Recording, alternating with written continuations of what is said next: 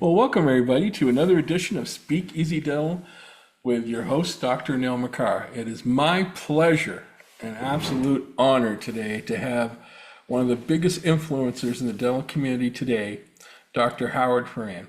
This guy, I've been following this. I graduated from dental school in 1989, and I've been following him actually since then. And he's a graduate of the University of Dental School in Missouri, in Kansas City. He started his own practice in 1987. He's written many articles in the Journal of American Dental Association, Dental Economics, Oral Health, Profitable Dentist. There's so many to mention. I couldn't even go through the whole list for you actually right now.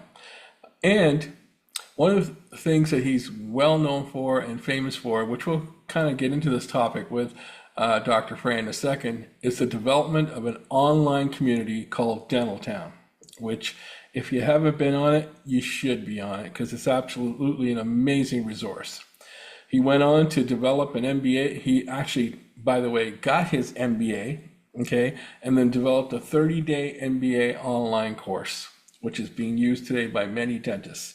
He also has his own podcast, Dentistry Uncensored, which has been downloaded over 6 million times. It's a pleasure and it's an honor to have this gentleman on the podcast. It's one of my, I've interviewed a few people already, and this is the one. This is the one that I've been waiting for a lot because I want to really ask him some really cool questions on certain things, and I know he'll have the answers for them. How are you tonight, Howard? I'm doing good, doing good. Awesome. Another busy day. Oh, great. So, just want to start off with what inspired you to be a dentist? Oh my gosh. So my mom and dad were Catholic in Wichita, Kansas. They had like 7 kids, and my mom stayed home, and my dad delivered rainbow bread for like 11,000 a year. And then when I was 10, even with all those challenges, he was able to save up enough money to buy a franchise for Sonic Drive-In. And so the first year he opened a Sonic, he went to 60,000 a year. And me and my sisters were like, whoa. I mean, we went from just poor as poor to like, wow, we even got an air conditioner inside our house and mom and dad's window. I mean, it was crazy. And then he opened up one every year for like 9 years. But by the time he got to 5, we moved out to the nicest area in Wichita called Hidden Lakes Estates. And my next door neighbor was Kenny Anderson, the valedictorian from Creighton Dental School class. And I would go to Sonic with my dad and make hamburgers and onion rings. And then I go to the dental office with Kenny, and we take root X-rays.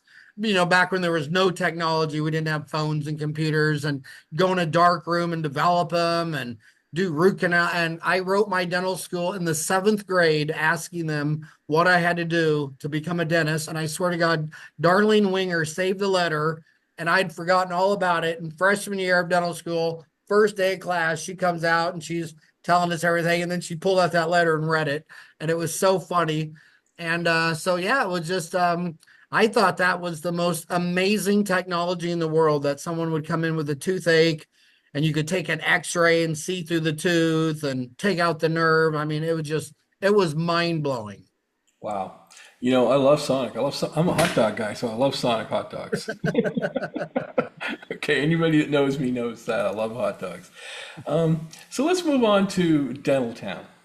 Okay, that's back in 1999, I believe, when you first formed Dental Town. Not much internet around at that time. I think AOL was around at that time and stuff. Um, You're giving away your age. yeah, yeah, that that is, I gotta admit, that's pioneer. That is really phenomenal that you would come up with an idea at that time like that. How did you first get dentists onto Dental Town, and how did that idea come up? We beat Facebook by 5 years. That's how pioneering it was. I mean, when you can beat Mark Zuckerberg by 5 years in anything, you're on to something. But no, it was in '94 that Amazon went public and all these things. And I'm sitting here watching like Amazon in particular, and I'm watching the stock just go up and up and up. And I'm like, what is going on? So I was paying attention. And then when I'd go to Barnes and Noble, with my four boys, and I'd go to the lady. I said, I'd say, the resource lady. I said, "Do you got any books on this internet?" And back then they only had four books on the internet, and so I bought those four.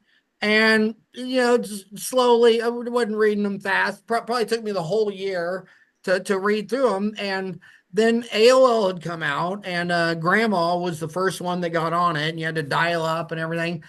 And then I finally realized that, as a dentist, you're professionally lonely. I mean, you're in the room, you're looking at an X-ray. Is this a watch or a do? I did the root canal. So, I mean, who are you going to ask? The patient, the assistant, the hygienist? And when I finally realized, oh my God, I could ask a colleague like you, well, what do you think? And I could post the x-ray and a picture. It was completely 100% selfish reasons for me. The motto was with dentaltown.com, no dentist would ever have to practice solo again. And even when we had a group practice and there'd be like three or four of us in there, well, none of us were orthodontists, endodontists, periodontists, pedodontists. And when I realized that, so I would say that, you see, when a company, when you can't live without your own company, you're kind of onto something. Same with DSOs. I had every option to sell out and be a pioneer on these DSOs. I mean, they were asking me, they were flying down here, they were writing checks at lunch and sliding it across the table and say, you could cash this today. And the reason I didn't do it is because I had four children and eight grandchildren. It's like, I don't want my granddaughter going to a dental clinic where they have a powwow meeting about every MOD amalgam is a crown opportunity, and we're trying to do the most CERACs and win the trip to Hawaii. And I thought that I just, that was gross to me. And whereas Dental Town was just like, I couldn't live without my own product. I mean, even though I got my FAGD, my MAGD, I was still stumped all the time.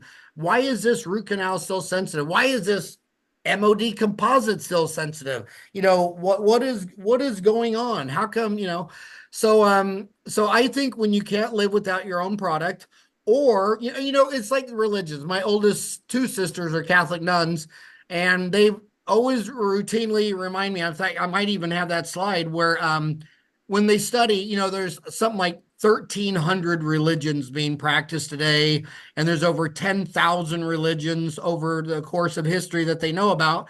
But the bottom line is, the golden rule is the one they find in every religion: treat other people like you want to be treated. And if this is not what you would want done to you, why are you doing it to others? And if you can't live without this product, why go, just go for it. And back then, everybody thought the internet was insane. Everybody thought it was stupid, but it was all word of mouth referral. And we started off with 1,000 new referrals the first month, and it's never stopped. 25 years later, it still has not stopped. It's amazing. Absolutely amazing. Let's take you right up to the future here, okay? This date's going to bring back some memories for you. March 18th, 2022. What is it? March 18th, 2022. That's the year you sold your practice. Oh, okay. Right? I read Yeah. the I read the story where COVID came in and stuff, and that was when you decided, well, it's time to sell the practice and move on. And here we are today. So this kind of leads me to the part of the podcast I really want to get into. And that's like, where dentistry is today, and we'll get into the future of dentistry in a second. So let's discuss the business of dentistry, because that's really, your forte right now, your MBA and stuff. Are the majority of dentists, do you find, shifting to DSOs? I majority no. I want to take a step back. Let's go to Pierre Fichard, 200 years ago in France, and they were all dental barber surgeons. And he wanted to just say, forget the barber stuff and let's just do the dental surgery. I'm a doctor, dental surgery, a DDS. And dentistry is when it starts usually with a toothache. It's just with pain. I'm in pain. I come to a dentist. I give you a coin, and that's dentistry. Everything outside of that is peripheral. It's secondary. It comes and goes. But the dentist patient relationship is never going to change. It's always going to be, it's markets always differentiate. There's always a boogeyman. That's a new thing, fear. I remember when I got out of school, it was capitation dental and then HMOs. Then it was, the insurance company. There's always a devil, but it's what we make of it. Dentistry is not going away. As far as DSOs, you can break the country in half, urban, rural. They're not in the rural. And the only reason they're not in the rural has nothing to do with the patients or dentistry. It has to do with the dental graduates are in their young early 20s. And that's when primates are looking for a mate and they don't want to go to Eloy, Arizona, where there's only 2,000 to pick from. If they can go to Phoenix, where there's 4 million, no, the 5.1 million metro in Phoenix, I'll probably find me a primate to mate with in Phoenix, but I'm probably not going to find one in Beeville, Texas, or Douglas, Arizona. So it's just that, and they tried to go in there, and they would tell me on my podcast that in the rural on any given day, 10% of my doctor's offices don't even have a doc in the box. They just can't get single dentist to go out rural. And that's a big problem with the dental schools. And, I've talked to many of the dental school deans, and Jack Dillenberg was the dean, the founding dean of out here in Mesa, Arizona at AT Still. And he said, the problem is we pick everyone on how good they do in math and physics and chemistry. And if you get straight A's on all this stuff, we put you in there. But then no one wants to go back to Kingman, Arizona. No one wants to go set up and practice on the Navajo Indian Reservation, so they have to do public health. And he said, you know what? If you're on an Indian reservation and you apply to my dental school, you're going to get accepted, because if I was a Navajo Indian, I would much rather go to a Navajo dentist who spoke my language instead of some guy that looks like he just fell out of a forest in Ireland. I mean, I should be where there's snow. My favorite Ireland joke is, it rains there every day, is if you look out the window and you can see the mountains, it means it's going to rain. If you can't see the mountains, it is raining. But, and it's the same thing. I was at ASU getting my MBA, and this guy was bitching to me. And I said, you should tell the dean. So we walked in the dean's office, and I told him, I said, you pick your whole class for engineering, for mechanical engineering based on GPA, and Kingman, Arizona, there's like 10 businesses that are basically stopped because they don't have a mechanical engineer. And everyone you graduate wants to live in Scottsdale. And so I think that I think that these lists, the top 50 universities and the top 50 B schools, that forces them to all play the GPA game and the testing game. And what they need to do is say, Arizona State University should focus on Arizona, and they should reach out to all the cities. What do you need? And if 10 cities out in the middle of nowhere say, we desperately need a mechanical engineer, it's say, give me the applications. And let me tell you how I solved this many times with dentists. They would sit there and complain to me that, well, I'm out here in the middle of nowhere and we don't have any hygienists. And for me to hire a hygienist, she's got to drive 2 hours from Houston, and she wants me to pay her 2 hours of wages each way. And I said, so it's my fault. It's the governor's fault. I say, why don't you go to the only high school in your town and have an essay contest of why I want to be a dental hygienist? And whoever wins the essay contest gets a free scholarship to hygiene school. Not to mention, hygiene school is the same thing. You got to have a 4.1 GPA to even get in. So he could go to those hygiene schools, and he did. And he told them, he said, right now we don't have any hygienists. So you're saying this hygienist isn't good enough because she didn't get an A in calculus and physics. So you're saying that no hygienist is better than a hygienist who struggled in algebra. And the hygiene schools got it. So see, they accepted the deal where if you won the contest, they would accept the student. And then 2 people applied, and he said they're both perfect. I said, well, give away both.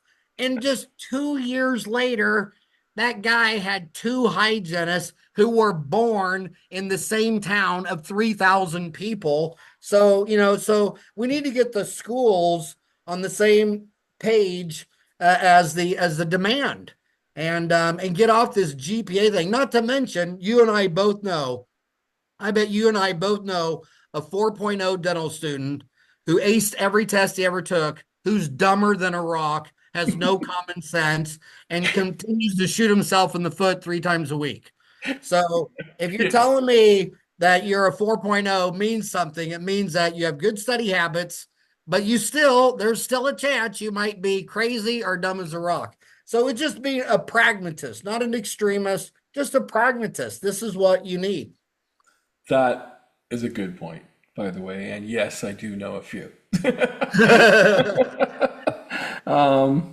You kind of hit on this already, and you kind of gave me the answer. Of course, here in Canada, there's a shortage of dental hygienists and dental assistants and stuff. Ever since COVID, it seems like, anybody you talk to in that profession, the increase in wages have all of a sudden gotten higher, right?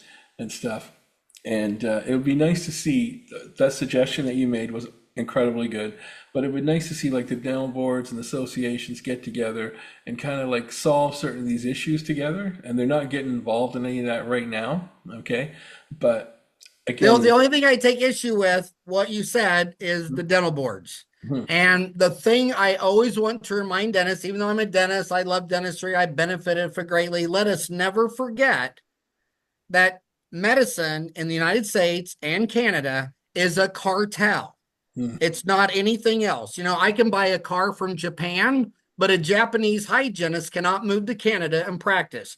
yeah, She's got to go to the cartel. They got to say, well, we don't recognize a Japanese hygiene license. Of course, we recognize the Toyota Tundra, and we'll pay 85,000 for your people to make us a Toyota Tundra, but we don't recognize your hygiene skills. There are dentists in Venezuela and Cuba have both fallen apart. Like 400,000 people from Cuba have come to the United States, including all their dentists, hygienists, nurses. Venezuela completely collapsed. There's 10, I know 10 Venezuelan orthodontists in Arizona. And you know what they're told? They got to go back to dental school and yeah, then apply to ortho school. And you're telling me, I'm sorry, so you were importing 1 million barrels a day of their oil drilled under ocean water, and you're good with their oil, but a damn orthodontist bending wires, that's and right now what Canada and the 20 richest countries do, and America does it, this quote socialized medicine, where the United States does what Canada does for everyone 65 and over, that's Medicare. yeah. And then each state, it's Medicaid. That was the Affordable Health Care Act, known as Obamacare. That's for the poor. And the reason it's so expensive and the reason we're running $2 trillion deficits is because we don't allow freedom of doctors and dentists and nurses. And I'll tell you what, in Arizona, you drive 3 hours south to Yuma and you cross into Mexico. That city's called Molar Town. And there's like 100 dental offices there, and they're all from the University of Mexico. They're amazing dentists. They could do dentistry on me. I mean, yeah, there's some that went to 2 year program. It's kind of like China. When you go to China, there's dentists that went to a 1 year program, a 2 year program, all the way up to a 5 year program. Now, the 5 year program guy practices like everybody in Montreal, and the 1 year and the 2 year and the 3 year is kind of shady. It depends on the school you're going to, but right now, I practice across the street from Guadalupe. 25,000 um, people there. It's an Indian reservation. It's about half Guadalupe Indians and it's about half Mexicans, illegal. Every time there's not one practicing dentist there and they can't afford anything, and Medicaid, they might not be legal, illegal, whatever, whatever. Every time a Mexican dentist sneaks in there, goes into a house, sets up a dental office, and starts doing $20 fillings on some 2 year old girl that was up all night with a toothache. That when they find them, they arrest them, they prosecute them, and they put them in jail for 5 years because the Arizona State Board of Dental Examiner thinks that zero dental care for a child in Guadalupe is better than some dental care from a dentist who was educated in Mexico. And every one of these government, you look at the government deficits, and COVID really exploded a lot of this. So, right now the United States is running $2 trillion a year deficits, and we're coming up on an election between the blue team and the red team, and nobody's mentioning how we've gone to 33 trillion in debt. How the last U.S. president before the current one added $9 trillion in debt. And this is just Medicaid and Medicare. I mean, yeah, military is huge, but every one of these governments, including yours, will eventually. Do you see what happened to England last year, where they got a new conservative party and they play the same playbook? They say, okay, massive tax cuts for the rich, and then we're going to have all this deficit spending, and we're just going to finance like bonds. And the bond market said, England, we don't even think you're going to pay your bills. And they ditched the pound and their bonds. The rates tripled. They fired that prime. She was the shortest reigning prime minister in the history of the United Kingdom, and it's going to happen in the United States. It's going to happen in Canada, because you look at all the savings accounts around the world. There's not enough money for the 20 richest countries to keep borrowing, and the only way they're going to reduce healthcare costs is to end the cartel. And what the Arizona State Board should do is just everybody stop lying. If you're a dentist, I went to University of Missouri Kansas City. I passed national boards 1 and 2. I'm licensed in Arizona. My buddy across the street, Ricardo, well, he didn't. He went to University of Mexico City, and that lady over there went to University of New Delhi. And by the way, let me tell you something about Indian dental schools, because I when I started lecturing, I had no idea that one day I would be the keynote speaker in 50 countries around the world. Many of these countries, I took 3, 4 of my boys. I took at least one. They always wanted to go with dad if it was a foreign country. And they tell me to this day, they learned more from traveling the world with dad than they did in college. And I was lecturing at this dental school in New Delhi. And when I tell you this, you're not even going to believe me. 50,000 people applied for their 50 seats. Wow. I went to UMKC, probably, 3 or 4 people applied for every seat. And then people say to me, they go, yeah, well, that lady there, she's a foreign dentist. Dude, you're from America. Just shut up. You think you're the greatest in the world. You're dumber than a rock. It is so much harder to get into a dental school in Japan, India. I'd rather pick any doctor from India over America. Talk about racism. Yeah, I know the dentist that got accepted to school in India probably had to beat out 5,000 people to get a seat. And I know the guy in America probably had to beat out 5.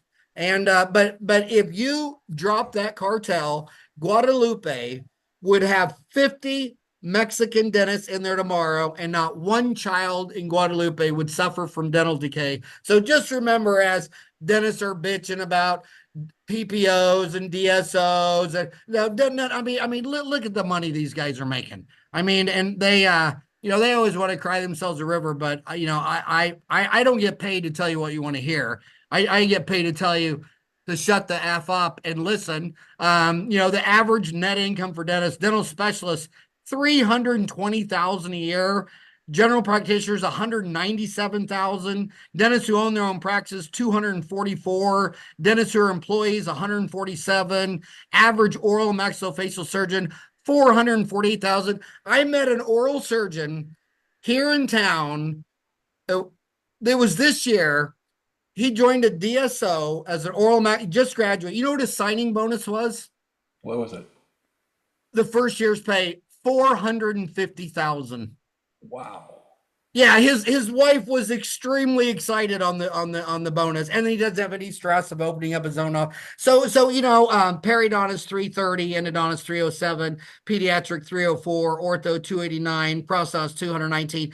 The average dentist is in the top 10% income in the United States of America, which is really the richest country in the world. I know there's some countries that only have 12 people, like Luxembourg, and Luxembourg has less people than Tempe, where ASU is, and they have higher numbers. But for a country with 1/3 of a billion people, and you're in the top 10% of that big old rich country, and you're complaining about DSOs and insurance companies while you're practicing under an illegal cartel that was only made by the doctors, by their political action committees, by their money given to the president back in the early 1900s, who set up 50 state boards, told every doctor, dentist, medical school, dental school, close down. You can no longer practice until the board signs your cartel paper.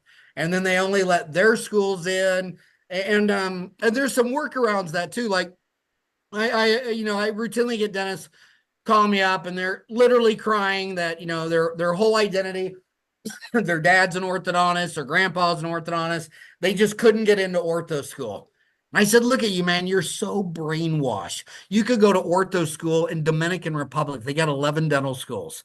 You could go down there, get your ortho degree, come back to Arizona. Arizona, yeah, you went to orthodontic school in Dominican Republic or Grenada. Remember when Reagan sent troops to Grenada and the only Americans down there were all med students who couldn't get accepted into Yeah. medical schools here? And do that.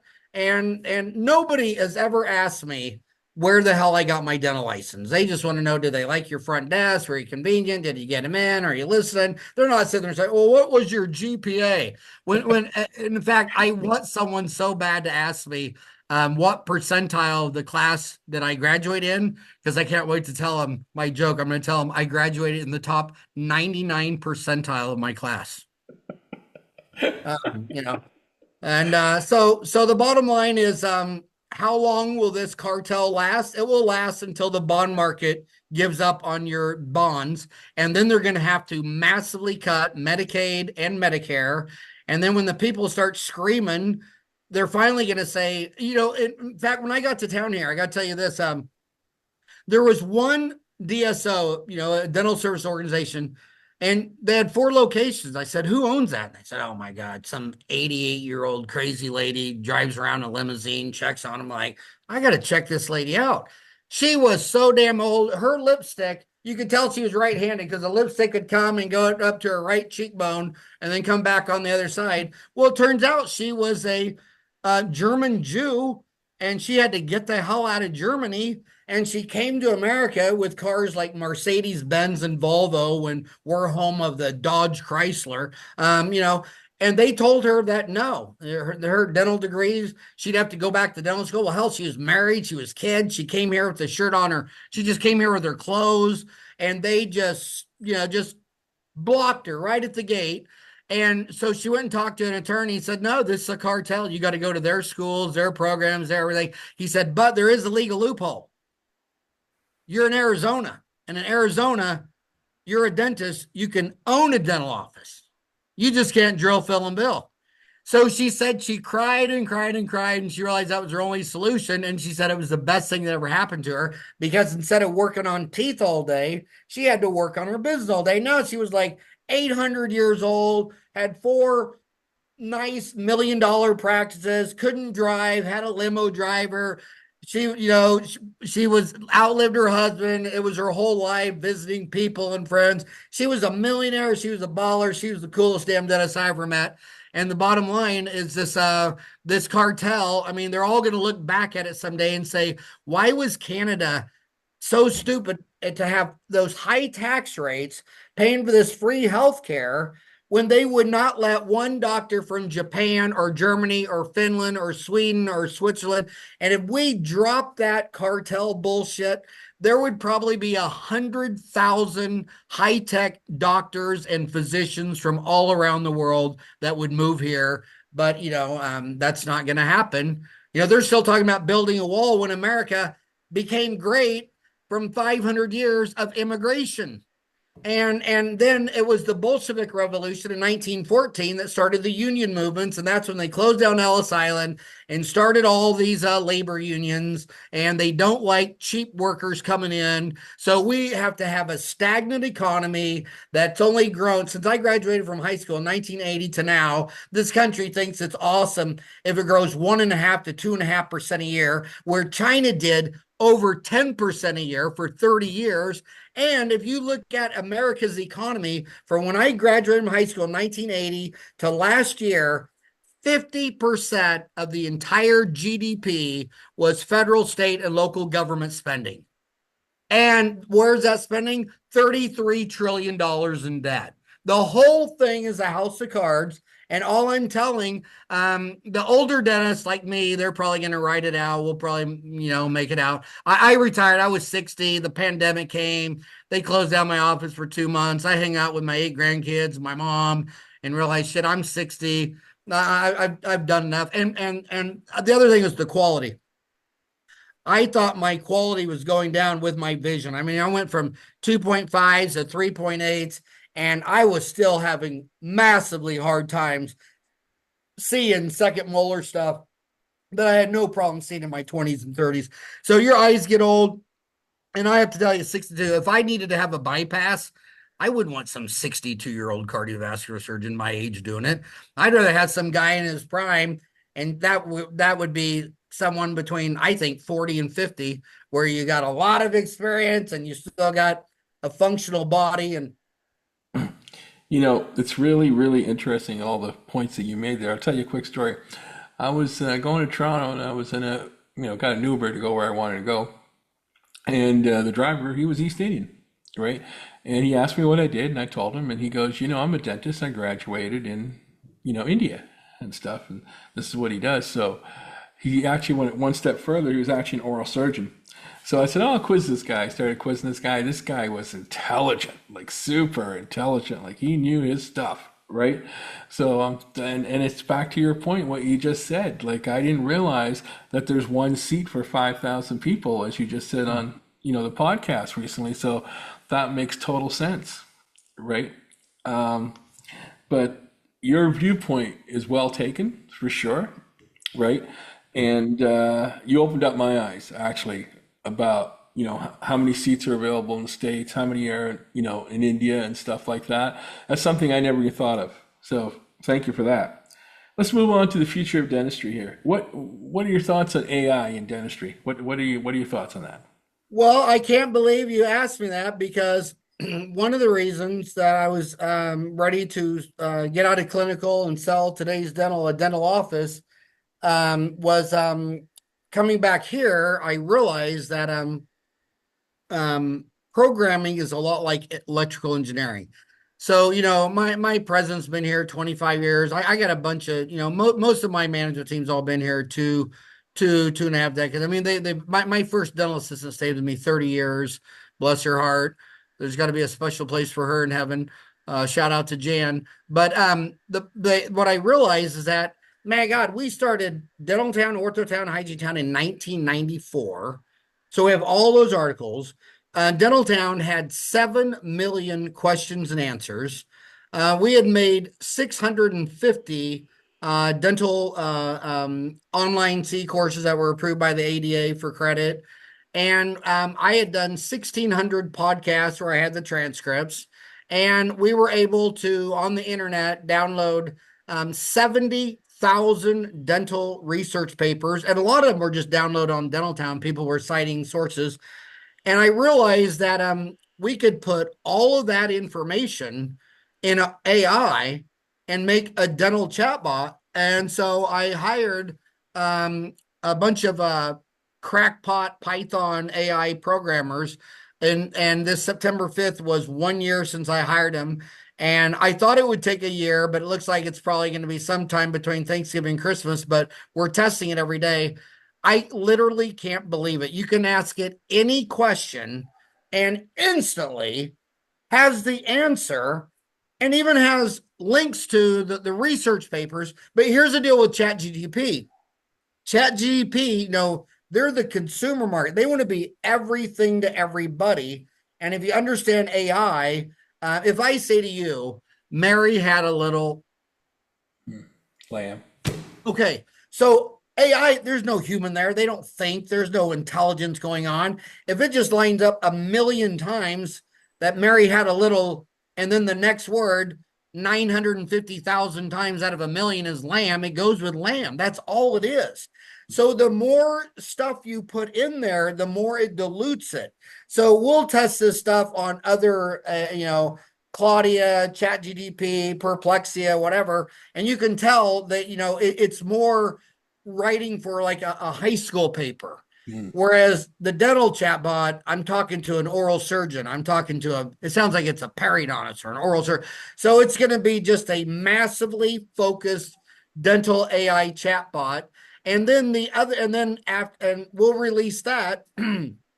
Basically what we're doing is we're making the makeover. It's basically we're going to take the message boards and it's going to look like, instead of the old style it looks now, it's going to look like the Reddit style where it has a nested deal. Because in Dental Town, we have a problem where we'll all be talking about oranges. And then you come along and ask about an apple. And then people are like, hey, you hijacked the thread. We're talking about apples, oranges. And here you bring up apple bullshit instead of it breaking off. So it's going to look and feel like Reddit. And then all the videos are going to be served just like they look and serve on TikTok.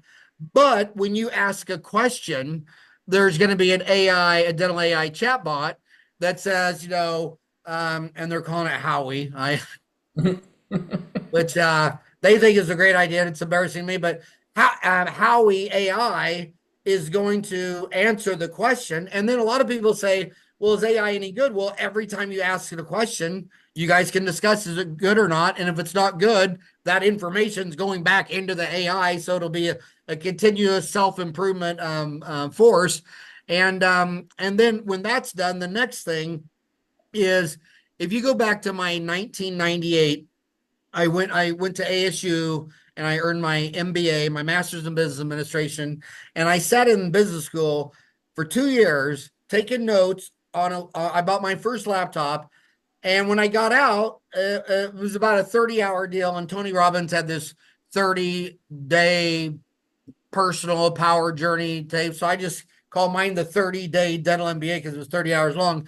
But in that deal, you hear me talk that what made me so mad about dentistry is if all those students, when they worked for other companies like Walmart and hospitals and Bashes and all these big companies, Intel and Motorola, their management information system had everything on one system. But in dentistry, the dentist had all their accounting in Quicken, QuickBooks Pro, yep. And then they had all their practice management in like Dentrix or EagleSoft or Open Dental, and they didn't talk to each other. Yep. And then you had to run reports, and you'd have like all these arcane reports that weren't natural. It's not natural language. It didn't mean anything. And what we're working on right now is it'll go into your QuickBooks Pro, and it'll go into your Open Dental or Dentrix or EagleSoft or whatever. And you could just say, what is, instead of looking for a report to run, you could just ask Howie, you could say, what is my overhead? Boom, tells you. Wow. How many insurance companies do I participate in? 13.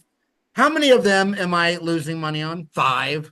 Which 5 are they? I mean, this is the reason dental consulting is such a big industry.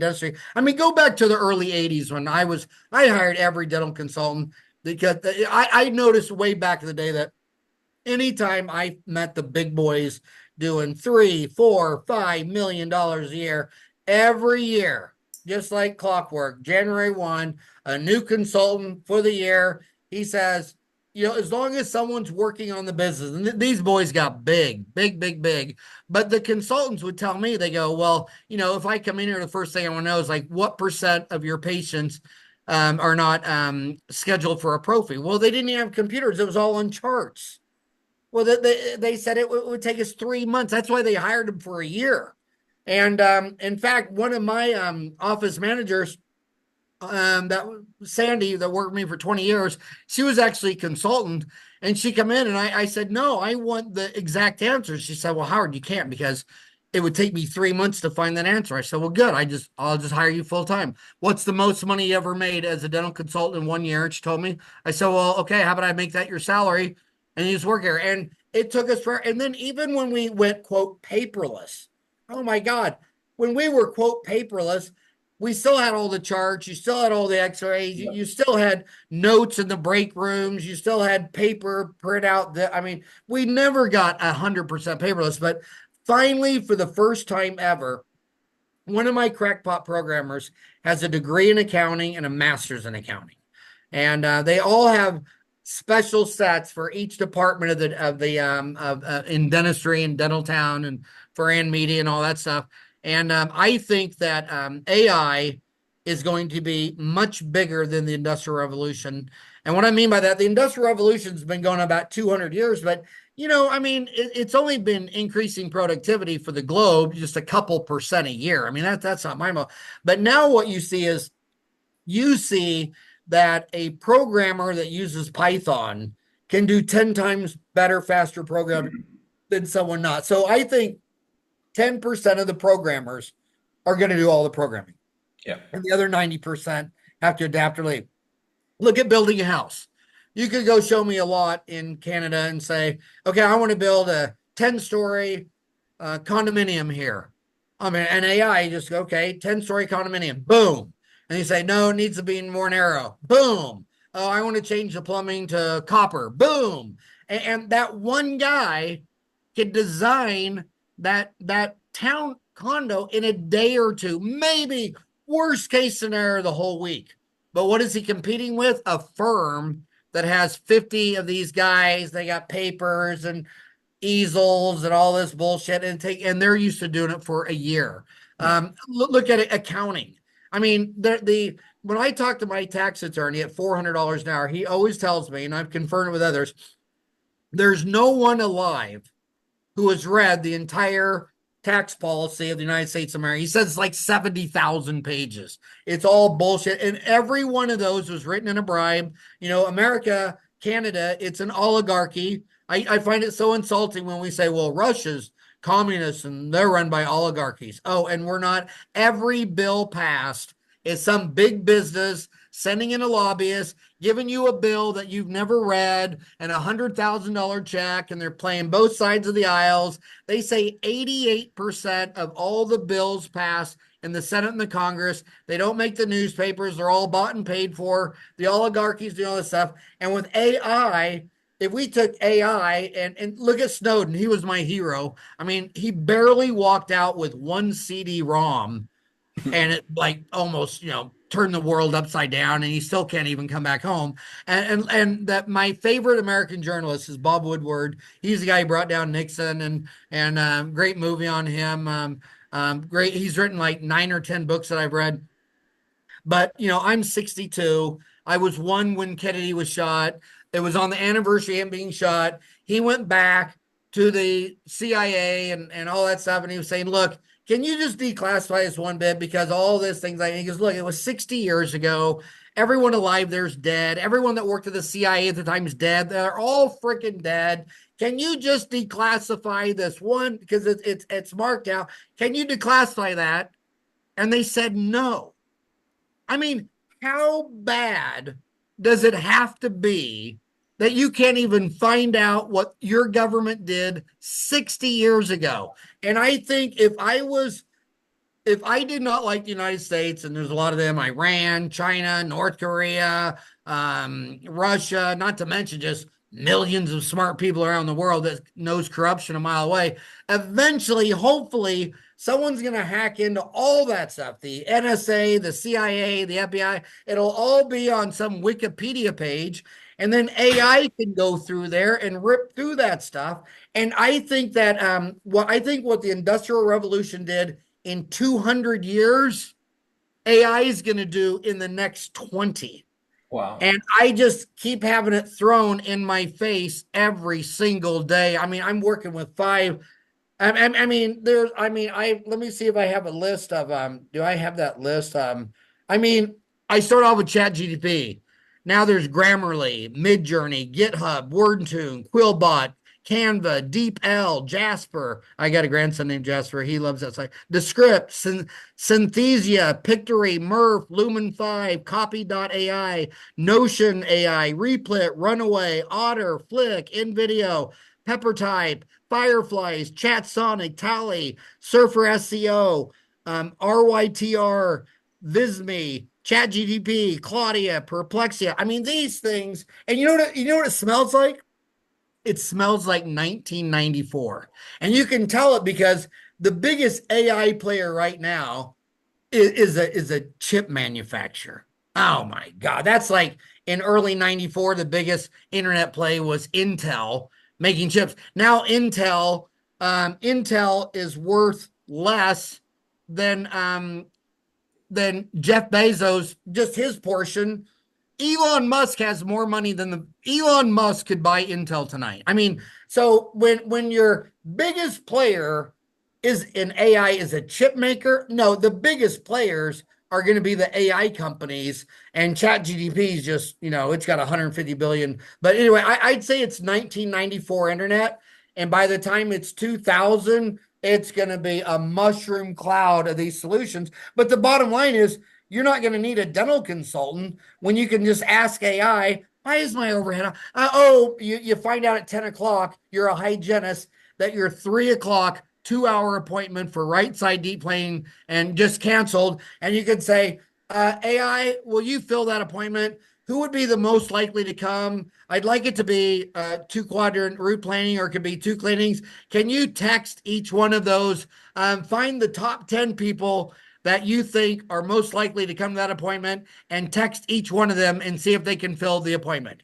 And you're doing that in 1 minute in your room. Then you go back to your root canal, and AI finds the best 10 likely candidates. They've been diagnosed and treatment plan. Maybe they got insurance, finance, whatever is decided. And then they're all sent a text. And then someone replies. And then Siri comes back on and says, Doctor, Amy is coming in at 3 o'clock for a 2 hour root plane curettage on her left. I mean, it's going to blow your mind. And I also think that I look at my assets.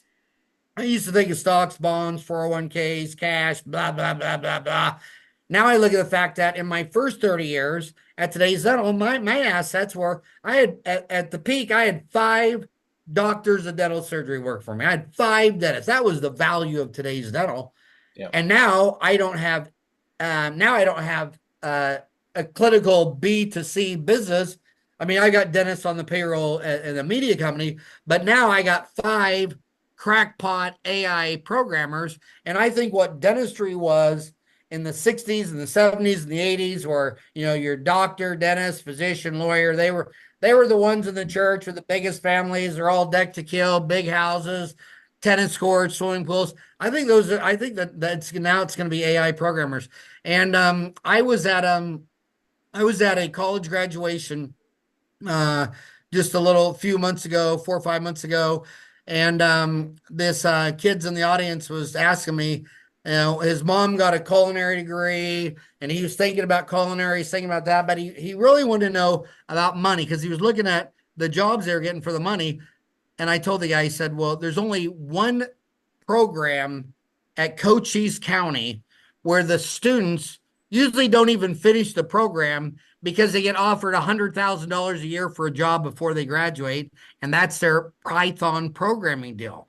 And as a guy who has hired and currently employs 5 of them, my God, when you interview and you like one, if you don't give them an offer and get them signed today, if you say, well, I want to run it by the team and this is Monday, we'll call you back Wednesday. They always got another job. They always, thanks anyway. Yeah, I found a job. And so, yeah, I would be a Python programmer.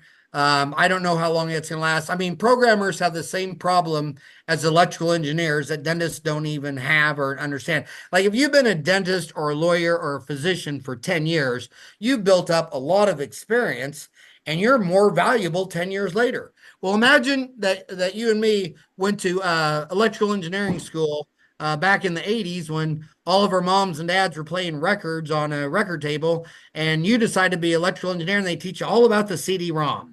And you graduate and you're this high paid CD-ROM programmer, and all the vinyl companies are going out of business and they're all losing their job. And you're that rich baller and you think you're on top of the world and you're doing everything. And then 10 years later, they walk up and they tap you up and say, sorry, you're fired. This is all dead now. We're going to go to MP3. And you don't know a thing about MP3, and everything you learned in CD-ROMs doesn't apply to MP3. And that was the same problem we had. And it was so tough, man. I had 4 programmers been with me decades long, loyal, great, but they were ballers 25 years ago with SQL Server and HTML and C++, but they didn't keep up. And they didn't realize, I mean, everybody knows AI and everybody knows it's Python. And one day I finally realized that, they're CD-ROM makers and we need to make an MP3. And so I had to go out there and I had to start letting go of well, actually I didn't have to let them go. I just hired the Python programmers. They saw that they're just, I mean, it'd be like you hating math and having to sit in calculus class 8 hours a day, 5 days a week, having no idea what the teacher was talking about. And finally, I just said, I'm going to go find a job that, needs SQL Server, HTML, whatever. And then the cloud. I mean, Microsoft's got Azure, and Amazon has AWS.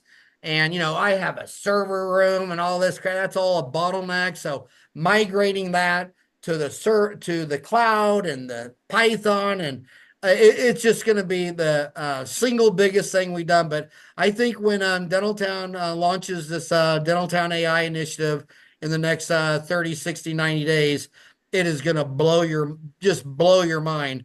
And then when we add accounting and practice management, where you ask the question, what's my overhead? And it can send inquiries into, and a lot of this, a lot of dentists are going to say, I'm not letting you in my accounting. I mean, there's a lot of privacy issues, and that's fine. But I know the young kids who have $400,000 of student loans and are barely making enough money to pay their deals. They don't care who's in their deal, and we'll have all the privacy and cloud base and all that stuff. But my God, when they can start just talking to Dentaltown AI, or Ask Howie, whatever. I mean, they're just gonna know all the answers. And I've been doing it a lot. Like, I got to show you on my phone. Like on my phone, let me see if I just open it up. Do you see that little widget there? Can you see that widget No. right underneath? Oh, right underneath it says 453. You see that little chat GPT widget? Okay. Yep. Yep. Yep. So I'm in my car, and I just hit that with my thumb. Like we were in the car, and Eric said, well, Phoenix only has 4 million. I said, no, dude, I just read it was five. He goes, no, I just read it's four. I hit that button. What's the population of Phoenix Metro? 5.1 million. I mean, and the whole time, last night at dinner, one of the boys was saying something about that James Webb telescope. They're saying they found that. Now there's no more debates. I mean, when I was a kid, if you and your dad were having a debate, I mean, how would you solve it? Would you go to the library? Would you check out a book? And the book could be 20 years old? Would Yeah. you go? I remember our encyclopedias. I was born in 62. I was 10 years old, and the encyclopedias were printed in 52. Yeah. So would you go look at a 20-year-old encyclopedia? And now you're asking Chat GDP, and then I watch the programmers, they'll get an error code. Now, if they have Chat GDP pulled up on their computer and it sees the screen, and then they'll pull up the Dentaltown code and they'll ask voice, what is the error on the deal? And it tells them in voice, and then says, can you fix that error? And it highlights, cuts out the code, repastes it. We're talking 1 second, 2 seconds, 3 seconds. And then some other bastard would spend 3, 4 days just trying to figure out what's wrong, and then another week trying to fix it. And that's what I'm saying. 10% of the programmers are going to be faster, easier, higher quality, lower cost, and scalable. And another thing I've noticed on these malls, when you drive around all the retail space in Arizona, every store that's surviving, to do whatever they do, a human has to be in there to touch something, whether they're cutting your hair, doing your nails, fixing your teeth, giving you a massage, hammering nails. If it is something that can be done in a cubicle on a computer, you're dead. Yeah. Not to mention the fact that even if it took a human on a computer, I can find that human in India and Pakistan and Bangladesh for 10% of the cost that I can in New York City or New Jersey. I Yeah. mean, it's just You know, you created something revolutionary with Dentaltown, and now you're doing it again with AI. You said it's going to be called Howie AI. This is what you got here. No, well, I want to call it Dentaltown AI. Well, basically, we're just adding AI to Dentaltown, so it's still Dentaltown, but the bot answering in the message board is going to be Howie. I wanted to name it Hermie. Remember Hermie the elf? Yeah. He was a bad elf, and they said, "What's wrong?" He goes, "Well, I want to be a dentist." So I wanted to name it Hermie, and they wouldn't sell me the rights to it. So Hermie, Howie, it sounds the same, and it's going to be a cartoon figure. It's interesting because I love that approach that you're taking because you already have so much knowledge on Dentaltown, so this is perfect, right? But any dentist that I've talked to right now, they're focusing with AI on treatment planning, X-rays or AI receptionists. But what you're doing is a step above that because basically you can get that in, as you just mentioned, you can get that information right away, and that is so powerful. How excited are you about this? You must be totally Well, excited. I'll tell you what. I decided, when I was 60 that enough was enough. And it was a perfect storm. My mom is 84 and was having health issues. Then one of my other sons' wife had a health issue. I need to go live there for 6, 8 weeks. I mean, and I was just done. And I quit lecturing and I quit my podcast. By the way, the podcast we passed 10 million downloads Wow. when you're at six on your deal. And I thought, man, it was a great career. I'm done. But what got me so motivated is, the emails and the private messages and the DMs, and it's every dental graduate is not happy. They're three, four, $500,000 in debt. There's a dentist on every corner. The insurance keep lowering their fees. COVID was extreme inflation. I mean, I don't know what the prices did in Canada, but in America, I mean, inflation in the dental office, labor skyrocketed because about 20% of the hygienists didn't feel safe. So when one out of five hygienists sits home, the other 80% can raise their prices 20% or more. And then the supply chain, because the dental supplies, I mean, those poor companies like Benco, they're ordering supplies from 100 companies, and the boats and the inflation. So when I look at even the experts of low overhead, like Rick Kirscher, Comfort Dental, Mean and Lean, a legend. I mean, all of his offices were under 50% overhead. And he's like, yeah, no more, man. I told him 20% labor. He goes, dude, I got offices with laborers all the way up in the high 20s. I mean, labor, and if you're consulting any practice now, and I gotta tell you something, I'm not mean to dentists. I just say the truth. I just telling them what I see. Every single dental office I've ever walked in for 30 years. And by the way, when we're in foreign countries, and I know some people, your wife wants to go buy a purse here, go to a bar. If I saw a dental office, I don't care if we were on a cruise, I don't care if I was lecturing in a country, I jumped in every dental office I could ever saw. And I posted a lot of those cases on Dental Town, like my trip to India or Pakistan or Vietnam or Cambodia or whatever. And the dentist is always in their private office. Yeah. 100% of the time, the dentist is in there. I mean, the chance of you walking into a dental office and seeing a dentist in the operatory working is about a 10% chance. And the dentist, I'll say, like, what are you doing? I said, well, I just did a crown prep. Well, why are you back here? Well, my assistant's making the temporary.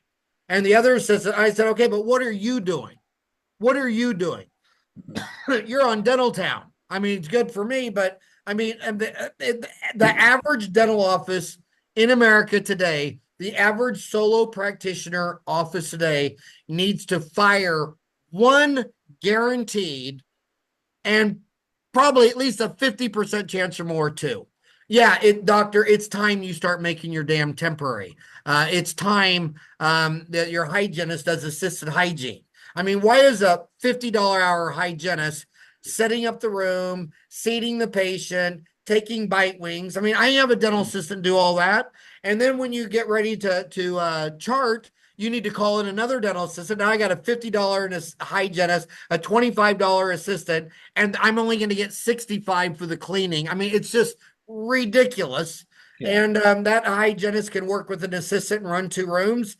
That dentist can work with one assistant and run two rooms, or two assistants and run three. But the days where you're just going to come and numb and then go sit in your office and drink coffee for 10 minutes while everybody works, you're going to be looking at 27% labor, 28% labor, 32% labor, and your net income is going down and down and down and down.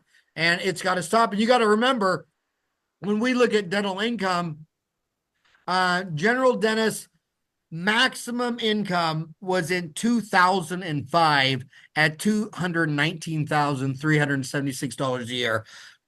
And it's been sliding down every year since. Now, specialists, not so much. I mean, specialists, um, they're keeping $100,000 ahead. If I was in dental school, I would say this: you're going to make $100,000 a year more if you become a specialist in anything, minimum. And you're going to make another $100,000 a year if you work for yourself instead of being an employee. Now, that's just out there. I look at a lot of when you go around the world, a lot of those Japanese dentists, they tell me my dad, he busted his ass at Toyota, 14, 15 hours a day, 7 days a week for 40 years and retired an alcoholic and died of a heart attack a year later. And I'm sorry, I'm not going to give my life to Toyota or Samsung in Korea. And I get that. And a lot of them saw us baby boomers, grinding it out, all day, every day. And so these millennials, a lot of them just say, hell no, I want to have a family and a kid, and I want to leave at 5 o'clock and let some crazy person don't dedicate their life to this $1 million practice. So there's a lot of good reasons of why millennials are having less kids. I mean, my mom had 7 kids. Yeah. And then I had 4. It was so hard before I could never figure out how my mom did it with 7. And now my 4 boys, only one of them had 4, and the others had 2 each. Hmm. And they're like, well, Dad, I mean, God dang, that was crazy. 4 kids. So I can get it. And I also can understand why the people who don't have kids have dogs, because my God, I think 2 dogs might be harder than 2 kids. I mean, God, dogs are. And my boys used to always ask me, they always say, "Can we get a dog?" I said, "Why? You have 3 primate brothers. What? We do primates in this house. We don't do canines." But yeah, I think dentistry is never going to go away because somebody has to touch you. Yeah. And when you look at pharmacy, I'll never forget when I was in France and this guy was telling me how it works. So they got their healthcare card that covers their healthcare, and then when they get a prescription, it's loaded in that card. And then he goes to an ATM machine, he puts it in the ATM machine, a bottle comes down, a label comes out, pills come down, and 1 minute later you open it up and pull it out. And I'm looking at the name of this machine, and I couldn't believe it was made in Scottsdale, Arizona. So I get back and I say, well, why is this machine out here? And he goes, and he started explaining to me the cartel. He goes, you really think the pharmacists are going to let themselves be replaced by an ATM machine? They go to school 6 years. You think any of the universities that have pharmacy schools are going to sign off on this? And you start realizing it takes 40 years to figure this out, but healthcare is no different than the mafia. It's no different than a gang. You go to LA and you look up the Bloods and the Crips. They each have their own territory. This country wants to build a wall. And it's just a cartel. There's no other way to explain healthcare than a cartel. And it was all fine in the glory days, but you can't afford it anymore. It's going to make you go bankrupt. You're going to have to break it up. But no matter what happens, I don't care what pharmacy gives me 20 tabs of Pen VK. It's a commodity at that point. But when I'm looking at you and you say I need a root canal, and I'm looking at your dental offices and it looks dirty. I've been here 3 times. You have a lot of staff turnover. It doesn't look clean. You don't take care of yourself. I might want to get a second opinion. But if I've been going in there for 5, 10, 20, 30 years, and it's the same bold dentist, it's the same dental assistant Jan, it's the same receptionist up front, same bat channel, same bat station, same bat time, and I trust you, and you say I need a root canal. Well, I'm scared, but I trust you. And so I don't want to go to some stranger. This isn't the time for me. And you can also see it in other data. Like, do you realize that if a patient is word of mouth referral, they accept twice the amount of treatment than if it was from advertising? So you advertise, free cleaning, exam, and x-ray. So I come into your office and then you tell me I need 4 cavities and they're $250 a piece. Oh, I get it. A free cleaning. And now I need $1,000 worth of fillings. Yeah, I trust you. But see, if my sister said, go to Dr. Good. She's the greatest. I love her. I've been going there for 10 years. Blah, blah, blah. We both have the same number of kids or same church or whatever. Love her. And then she tells me I need 4 cavities. And I'm like, damn it, I know I should floss more. I know I haven't been in for 5 years. I want to get this done and get on top of it. Yeah. Teeth are important to me. And that's never, ever, ever going to change. And as far as the DSOs, I've had the CEOs of all the major ones on this show. Love them to death. I think they're great people. I think they're trying hard to do the right thing. When I was in dental school, when you got out of dental school, if your daddy and mommy wasn't a dentist, which is about a quarter of the class, you had to go find a job. And the only people in the government hiring was Army, Navy, Air Force, Marines, Public Health, Indian Health Service. Now these kids get out of school and they've got 5 job offers from a DSO anywhere they want to go. Thank God for that. They got all these student loans. They need experience, and those kids go in there with the worst attitude and just get a good attitude. I mean, are you telling me that Rick Workman owns 1,000 offices and you can't learn anything from that guy? I mean, how arrogant, stupid, blind, dumb are you? I mean, even his podcast, we named it Dogs Bark at Things They Don't Understand. I mean, you couldn't even imagine how hard that is to run 1,000 offices. And he knows more about overhead and numbers and insurance and procedures and all that stuff than almost anybody I even know. And my gosh, but they still have high doctor turnover. And when you're in Phoenix, Arizona, I mean, you get this story a lot. Well, I went into this, whatever, at McDonald's, and the guy said I had 5 cavities. So I said, okay. So I went up front. I scheduled to come in and have 3 of them done. And now that dentist no longer works there. And now there's a new dentist. And she says that I don't have 4 cavities, that I have 3 cavities. So I got the 2 done on the left side.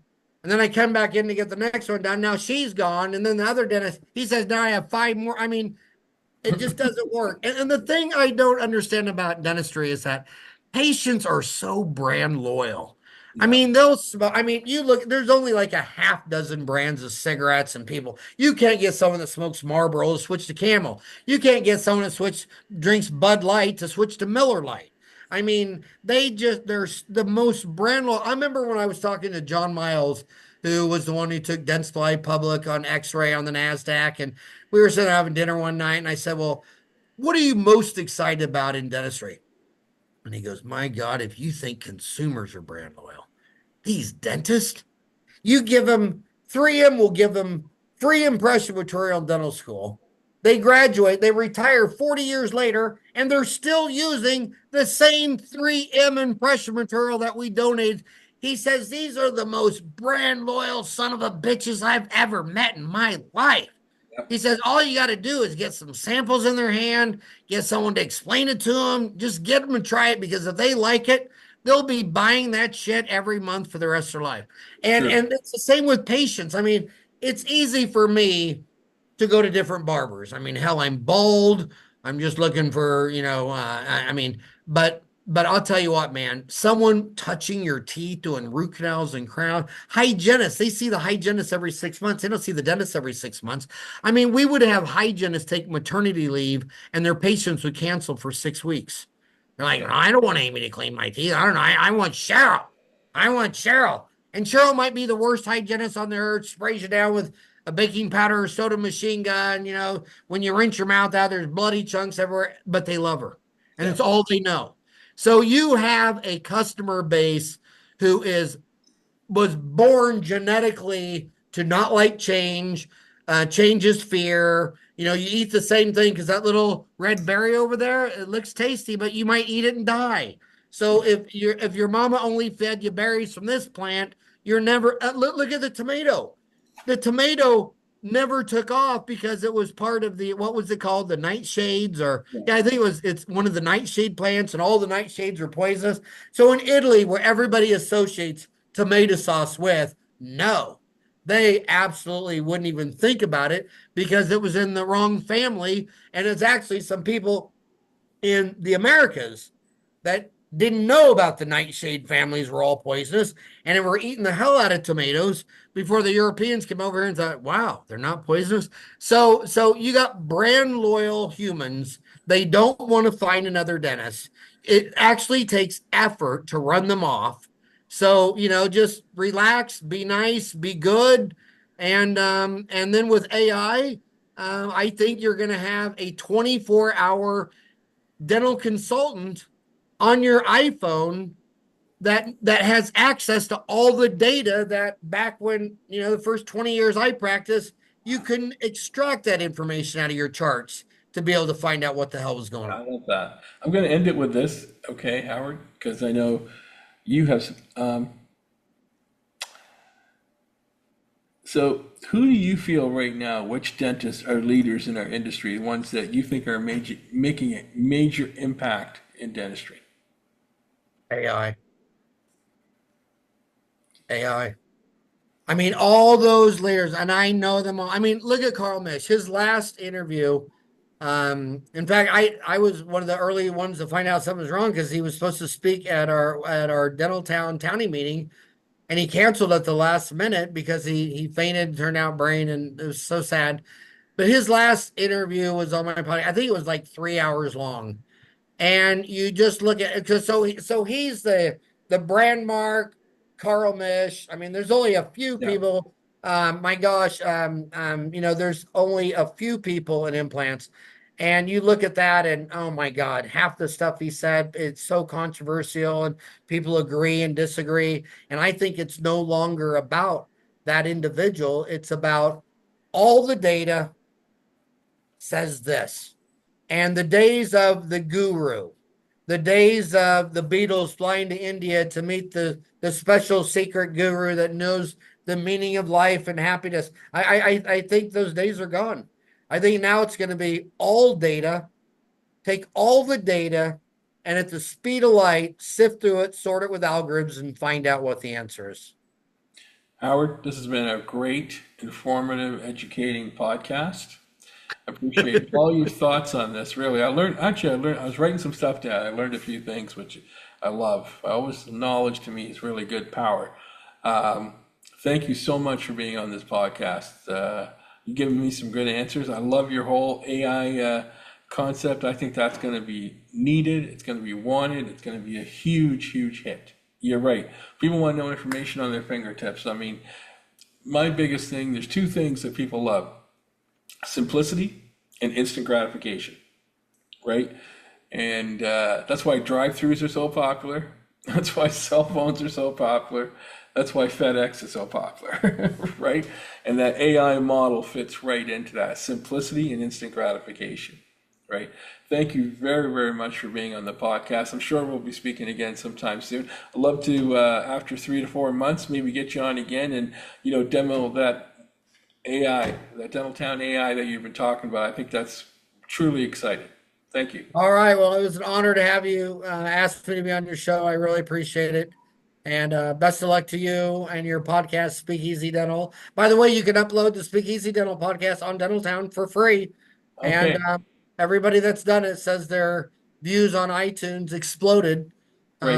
But good luck on the podcast because they love it. I know I always have the young millennials tell me they love listening to older dentists. You've been there, done that, talk about this stuff.